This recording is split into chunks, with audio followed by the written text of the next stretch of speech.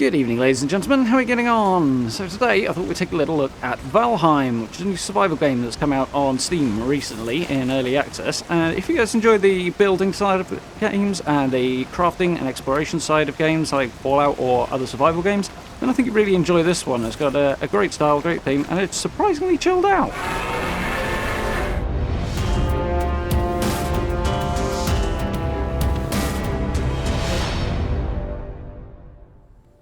Okay, so why am I recommending a random new survival game to a bunch of Fallout fans?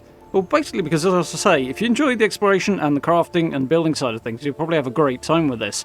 The game's only on PC at the moment, and it's in early access, but Iron Gate pulled together something really quite special with this game, and it's really, really good fun to play. It really draws you in. The art style's fairly basic, but it works well. It's got its own charm, so that's really, really cool. And the system requirements are not particularly massive either, so if you've got a PC from even the last few years, even a remotely decent one, you should be absolutely fine. It's well worth taking a look at. And as I say, the game will draw you in. It's surprisingly chill, a lot of fun to play, and really, really cool, so definitely worth taking a look at. For those of you who are on console, as I say, it's not on the consoles just yet, but it might be worth keeping an eye out for, because the game's done extremely well recently. It's been very, very successful for an early access launch. And there's a reasonable chance that on down the line it might make an appearance. So let's jump into it. Fire up the game. Start game. I've already got a character set up that I've been playing with, as you can see here. We'll take a look at some of his stuff later on. But we'll start a new one for just now. So character creation options are reasonably simplistic. But they don't need to be anything too expansive. They do the job. There's some fun options here. A little bit of customization there in your skin tone. Some hair options, which are, again, it's fairly basic, but it's cool. Plenty of cool options. The game is a Viking-themed survival game as well, so you'll see that quite heavily represented in the style and the story and the enemies and all manner of things. It's very, very cool. Some epic beards on the go there. Definitely going to stick with this one. Get some hair that works with that. Yeah, and it's fairly simple, but once you get armour and stuff on, you're not going to be looking at most of this stuff anyway, so it doesn't really matter. So I'm going to go for a nice greyed out looking Viking warrior here. Looks pretty epic. And we'll stick a name in there, and we're good to go.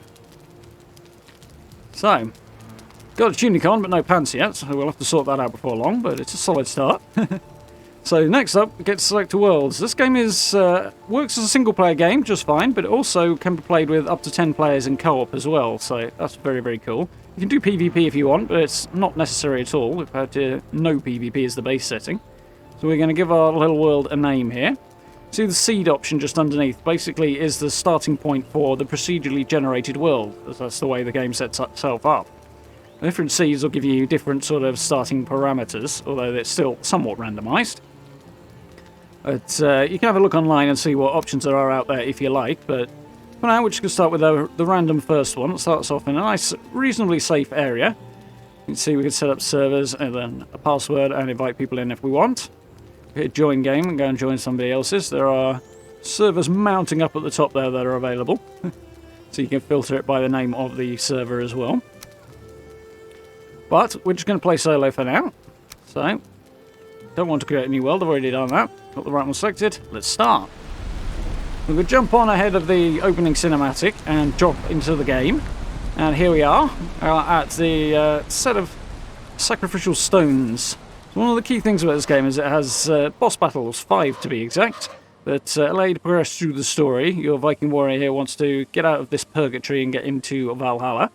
And we have to do that by defeating the Forsaken, who are the various bosses scattered around. See, we've got 5 different stones representing the different bosses. Hugin here is going to give us our tutorials. He pops up quite a bit early on, but slows down as the game progresses. And he's going to give us some instructions on how to find the first boss, although a little premature to be going and hunting that guy down. We'll do that a bit later on. There we go. If we inspect this runestone here that's glowing, it will give us directions to the first of the bosses. Plenty of detail there from Hugin.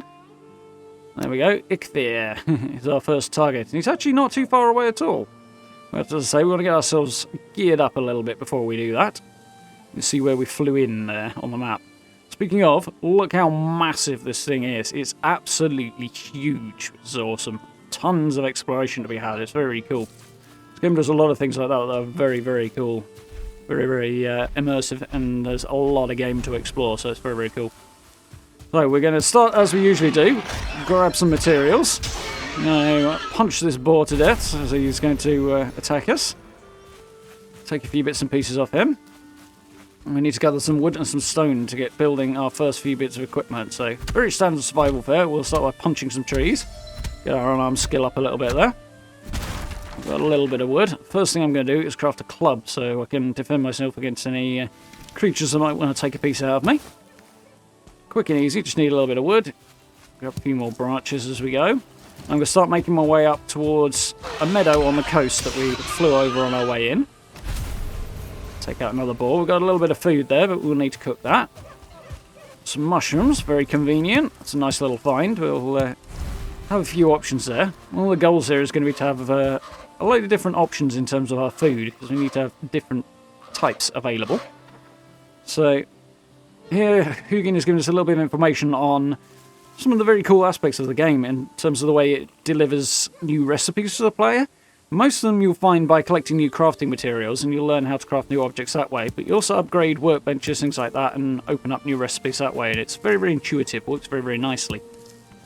Always feels like you're progressing quite naturally through the game, which is cool. They've pulled off something really nice there. So we can grab these raspberries, which will give us a bit more variety in our diet as well.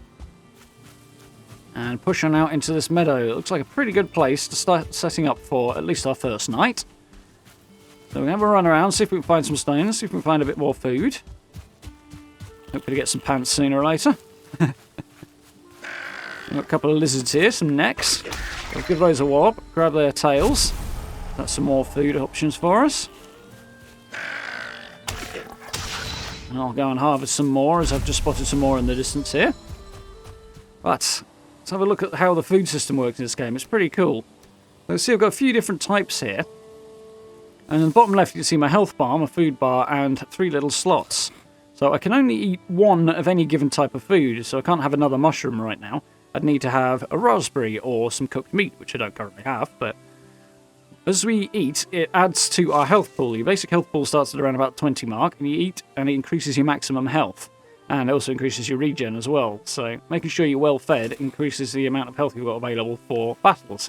It also ups your stamina pool as well, which is very, very useful as it drains from doing just about anything, be it running around or felling trees or whatever we might be doing. So here we're going to craft ourselves a hammer with which we can start building some shelter. And we still need a stone axe so that we can cut down some trees and use some wood to do that building with. So Hugin here is going to tell us about building a workbench, which we're going to need to do in order to open up some more complex building options, rather than just the very basic crafting we have in our inventory at the moment. So I've got the stone axe crafted. There we go. Good, nice. We can actually use this as a weapon, but obviously as we use these things, they will degrade. You see the little health bars on them. We can repair them or replace them, whichever is more appropriate, but we'll focus on the club as our main weapon for now, as I say, the axe will degrade. Let's go and get some wood. Let's start with a sapling, which won't give us a lot, but it'll do for a start. This birch tree here, however, as we can see, I can't actually cut this. It's too hard, so I'm going to need more advanced tools for that. Fortunately, I don't need the resources I'll get from that anyway just yet. So we're going to start cutting down some beech trees that our stone axe can handle. And we'll pick up the pace a little bit here. As you can see, it's taking a while. You also notice that the tree has done a little bit of damage to other trees in the area, which is handy for taking more trees down quickly. It's also good to know it'll do the same thing to you if it lands on you, so watch out for that if you don't want to get squished. Obviously, as our skills improve and equipment improves, we'll be able to cut through these trees much more quickly and gain resources a lot more efficiently. But for now, we'll have to make do with our little caveman axe. But the night is drawing in, so let's get a workbench down and get ourselves some shelter. Unfortunately, the nastier creatures start to come out at night. Certainly more of them at the very least. So we're going to need a little bit of shelter and somewhere to kip, and we'll get a rested buff as well from doing that. So as you see, building that workbench has given us a lot of new building recipes. So we can start building a little lean-to for now. It's just going to get us through the first night, so we'll keep it basic. Stick some poles down and make a frame. The building system is pretty intuitive, pretty cool. You just open up get your hammer out, open up the menu, start snapping things together. It can be a little fiddly, and there's a little bit of build order to it. But the easiest trick is to look at the last piece you placed, the one you want to snap to, and then usually the new piece will snap onto the end of that. You can also press and hold the shift key and disable the snapping and just place it manually if you want. But for now, we'll just snap these posts together, a little frame there. Let's get some roofs on. Get ourselves a bit of shelter from the sea breeze here. That's snapping quite nicely to those beams now. Apologies for the darkness, but nice is drawing in. There we go. This is not the most effective shelter in the world, but it will get us through the first night. So, we're going to demolish that bench and move it inside the shelter, as when it's covered up, we can actually use it a bit more effectively and craft things directly on the bench, but we can't do that while it's outside of shelter. So, I can't build anything else while the bench is demolished, but we're going to move it straight inside and rebuild it. One of the cool things in this game is if you demolish something, you get all of the materials that you used to build it back, so it doesn't cost you anything, which is really, really good. Unfortunately, I can't place this bed directly on the grass for some reason, so we'll get a floor down in here. Unfortunately, the floor doesn't want to work, so we'll put some posts down on the floor just so that we can lift up the level of the bottom of the shelter here. I think I'd need to take those back roofs off at the minute, just to extend that floor a little further back, but for now, just a couple of floor pieces will do. These are not snapping in quite where I want them to, so I have to demolish and reposition until it goes where I want it to. There we go.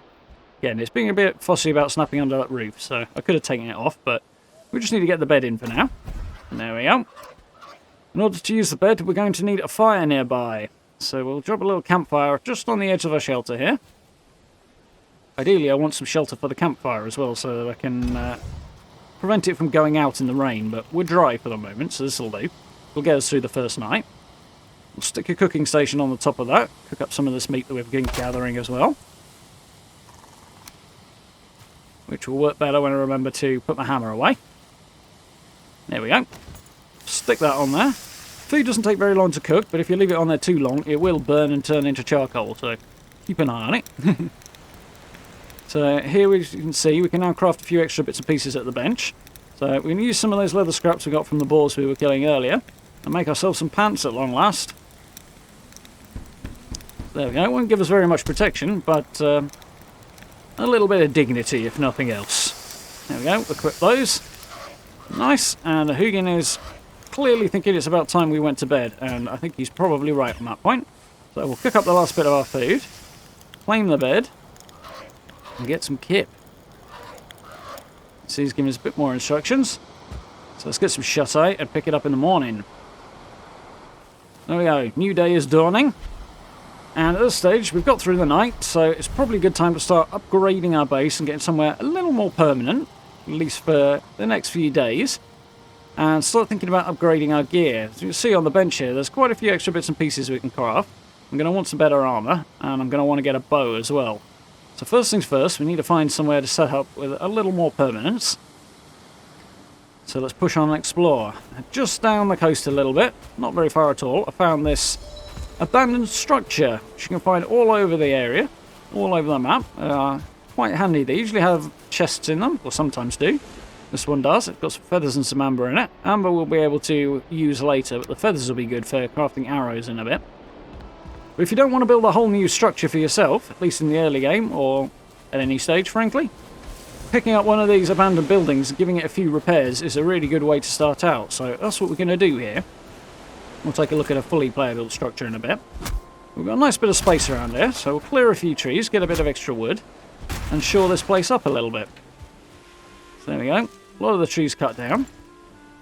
Let's go have ourselves another workbench. Doesn't take a lot of materials. So I'm going to put this on the solid bit of floor and replace that slightly rickety looking bit on the left. Slide that tight into the corner because there's not much room in here. But it'll do for the moment. I'm going to get rid of this chest because it's kind of in the way at the moment. And we'll pick up the pace a bit. So we'll demolish these bits of floor, get rid of some of the crappier looking bits of the building, and grab the materials back. This is an effective way of getting some wood in a hurry, actually demolishing these buildings if you so desire. We'll plug up some of these gaps, put some walls in there, generally shore up the structure a little bit. Play over the roof a bit. I'm gonna... There we go, close up the top bit, get rid of these bits on the edge here, and put a door on the front. Demolish a little more than I wanted to there, but that's not a problem. There we go. So we're looking considerably more sheltered from the elements now. Whoops, didn't mean to destroy that, that's fine. Let's get some more flooring in. Sticking your bed down, put that in the corner. Once again, we're going to need a fire, but we have a couple of issues here. Firstly, that I've run out of materials. However, we don't really need our old place, so let's pull that down, reclaim the materials, and we'll use them for our new base. Before I do that, you can see my stone axe is broken, so I'm going to quickly repair that. And everything else while I'm here. Doesn't cost me anything to repair, which is another very cool feature of this game. So let's start pulling all this down and reclaiming the materials to use them at our new base. Save us a lot of time running around grabbing more. One of the other things to note is if the things you build aren't properly supported, they'll start falling down. Fortunately, as I say, we can grab the materials again, so it's just a quicker way of demolishing anything here. There we go, grab the materials. I'm now pretty close to being encumbered, so at this point, the game generally picks stuff up just by running over it. In the case of stones like this, I need to activate them first, but it will stop auto-picking things up when you are going to end up over-encumbered by it. So I've done it here so you can see what happens. You see, I'm not able to move very quickly. I'm sweating like crazy, and my stamina's draining as I try and move. It's also not regenerating, and it won't do until I drop some of the stuff I'm carrying. So we'll chuck that off. Now my stamina starts to come back. I'll have to come back and pick that up in a bit. But for now, I can now craft a fire, but I can't place it on this floor. For fairly obvious reasons, putting a fire on a wooden floor is probably not the best idea ever anyway, so we do need that to activate the bed. So let's just quickly demolish this floor in the corner. There we go, and grab the wood back. And then we can put the fire directly on the dirt. Nice. Stick a crafting station on the top of that so we can cook. Flip that round a bit. Nice.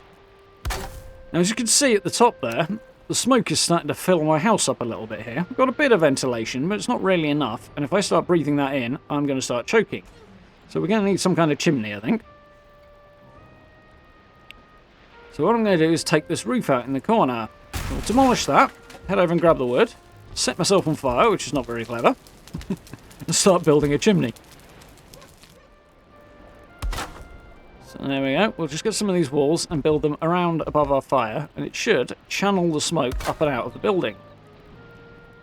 Bit finicky to get these in, but once you get the hang of it, the mechanics become a lot more intuitive.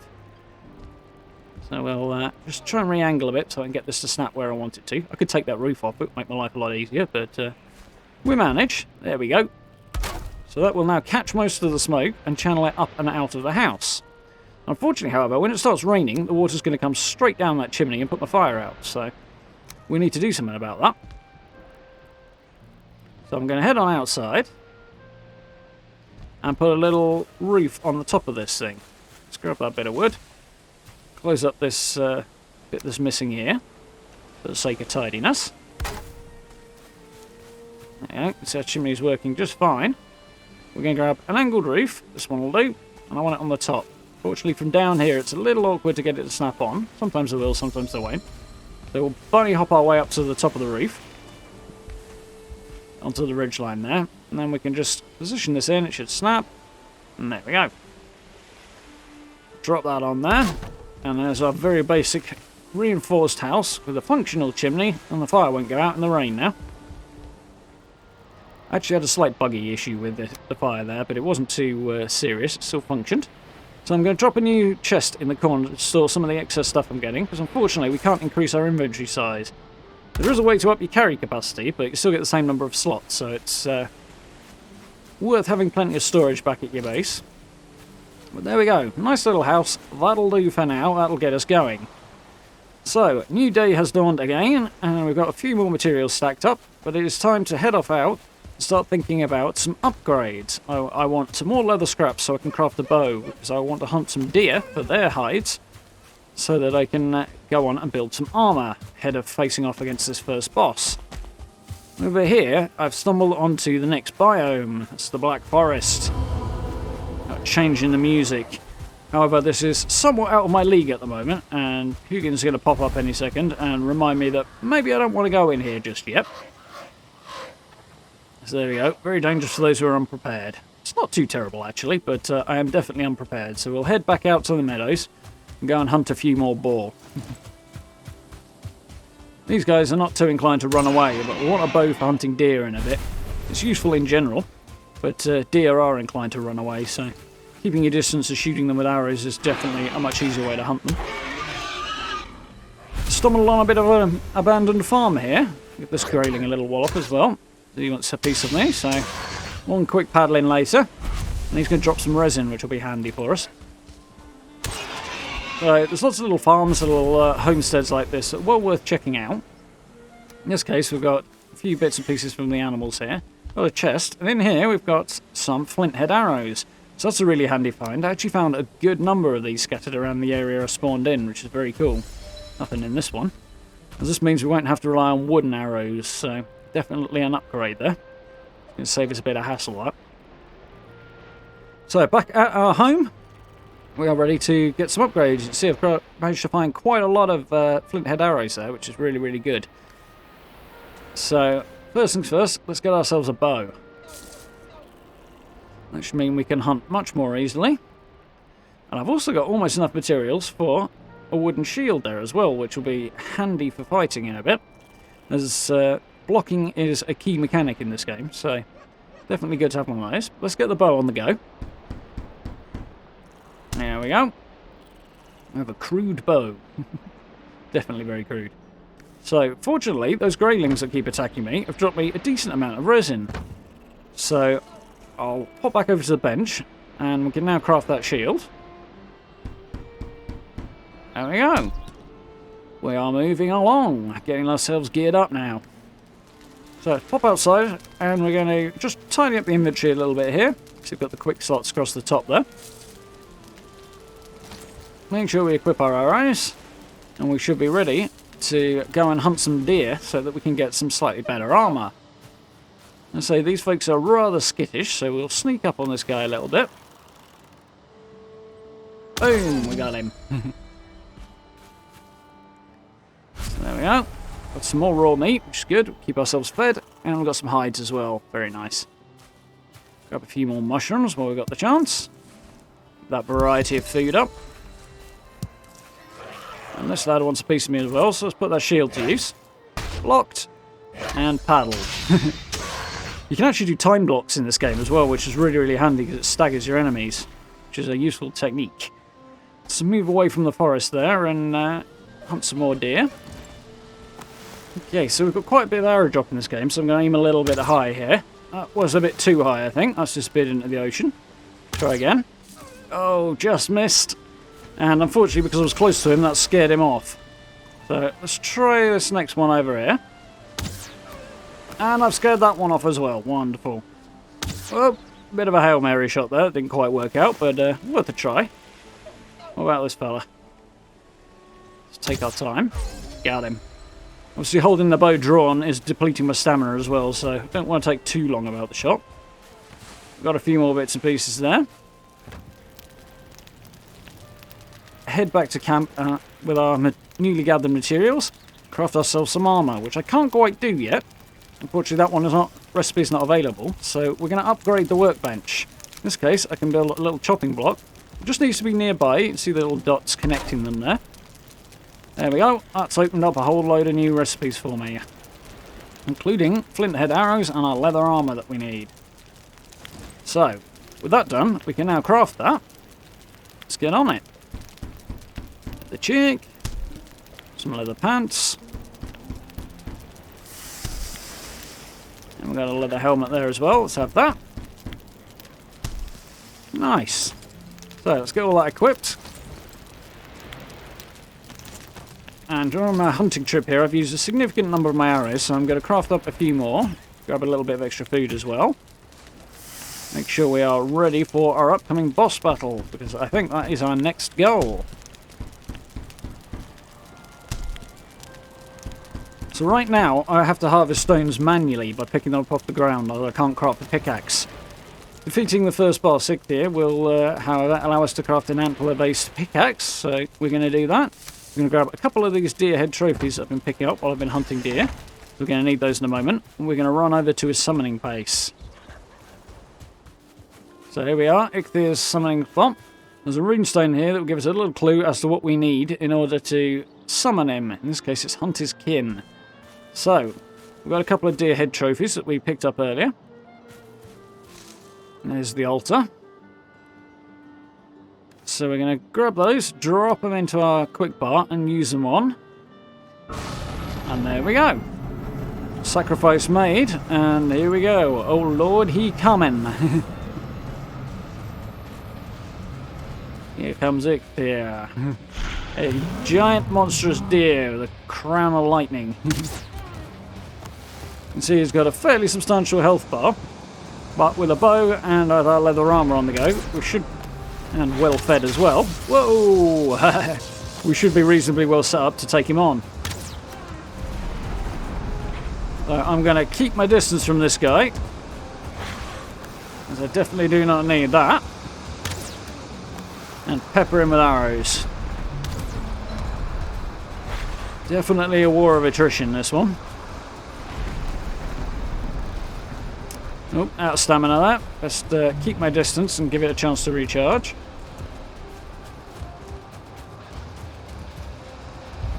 Nice and dramatic for our boss fight here. I'm going to hide behind the stones so I can get that stamina back. Let's stick him with another one. Oh, didn't move quick enough. He got me again. But I'm holding it together okay, that's the main thing. So let's move on a little bit towards the climax of this fight. You can see he's done a bit more damage to me. My health is dropping, but not too badly. Oh, he's got me again there. Fortunately, all the extra food and stuff is really proving its worth. We're holding on. A couple more shots and this lad should be down. Oh, still got me again. Not doing too much damage. He's knocked a lot of trees down during his attempts to skewer me with those antlers. Let's try and get a bit of distance, get a bit of stamina back. He's not letting up though, is he? Just hold on, get that stamina back while he's distracted. Pop the tree there. Nope, he's got another tree down. And there we go, we got him. Victory has been achieved.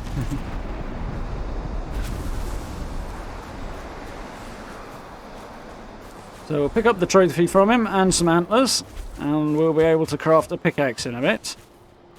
But with that first boss out of the way, we'll have a quick chat to Hugin and head to the sacrificial stones to put the trophy on the appropriate hook.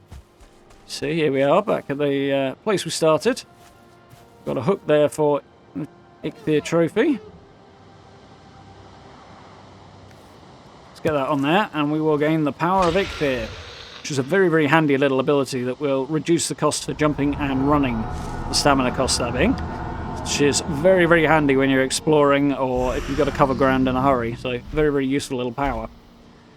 So, I think that's enough of the beginning of the game. You get an idea of what it looks like. Let's have a little look at something my other character has done. It's still a work in progress, but he's considerably further along than this. So, let's have a look at what I've built on that save. So there we go. This is my home for my other character. You see, we've got a reasonably fortified little house and homestead here. So this game does have attacks on your base, and they are relatively substantial from time to time. So having a decent palisade will keep the bad guys out. Decided to put some towers up on the corner, as unfortunately, once you're behind that palisade, you can't really do much about the guys attacking it. So this way I can get up there and rain down arrows on them. Does the job quite nicely. They also have a tendency to attack your gatehouse as well, or any gates you've got in the wall.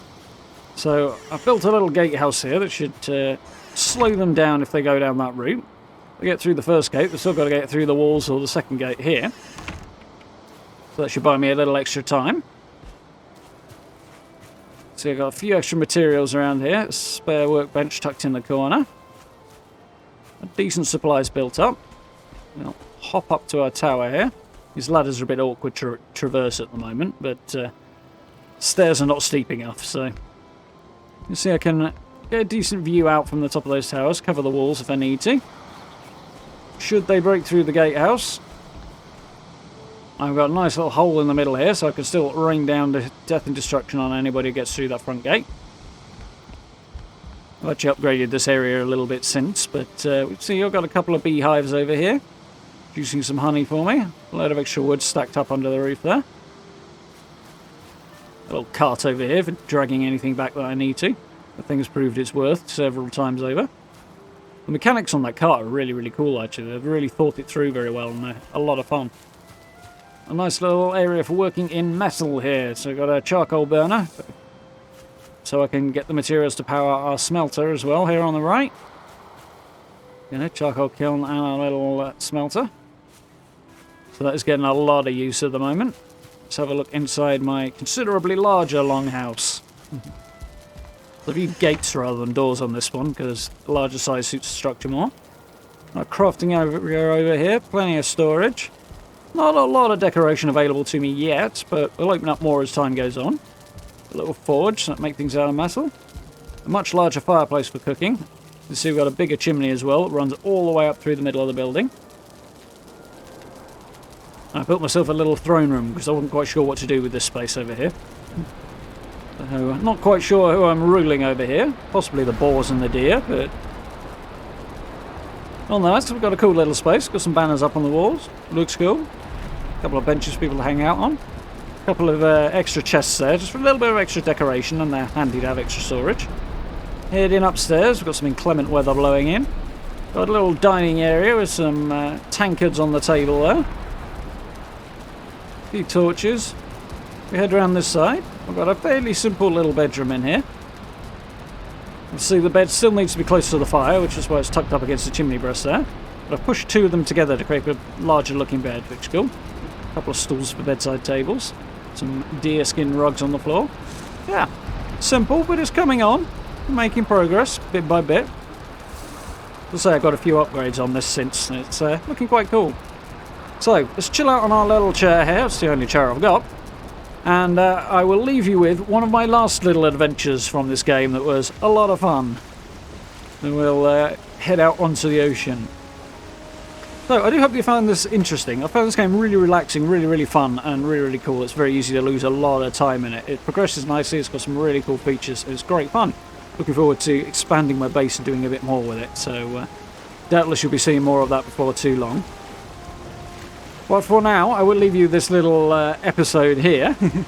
Do hope you enjoyed this one. If you did, please consider dropping likes and subs for me. It's always hugely appreciated, very much helps the channel out.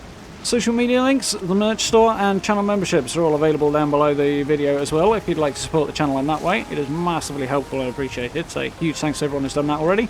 And if you get a chance, do join us for live streams as well, playing Fallout, play Cyberpunk, and we've got a lot more stuff lined up for the rest of the year as well. So lots of good times to be had. For now, I will say a massive thank you very much for watching. I do hope you enjoyed this little episode. And I will speak to you all very, very soon.